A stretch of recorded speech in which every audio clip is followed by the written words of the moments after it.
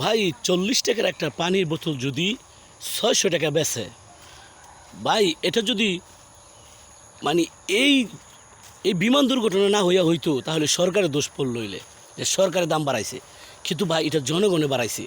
তাই সরকারের দোষ আমরা না দেই, আমরা জনগণ আগে ভালো হয়ে যাই, তাহলে 40 টাকা পানি 600 টাকা বেচতে পারবো না। আমরা 40 টাকা পানি 40 টাকা বেচবো যদি জনগণ ভালো হয়ে যায়। ভাই আমরা আলু স্টকে রাখি, আলুর দাম বাড়াই দেই। আমরা ভাই সব জিনিস পেঁয়াজ রসুন আদা হাঁড়ি পাতিল পান সুপারি সব স্টকে রাখি, পরে দাম বাড়াই দেই।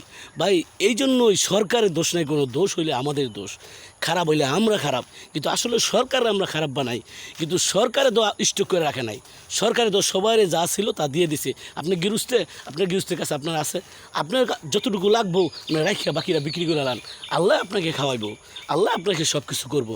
তাই আল্লাহর প্রতি তাওয়াক্কুল করেন, আল্লাহ আপনাকে সন্তুষ্ট করবো।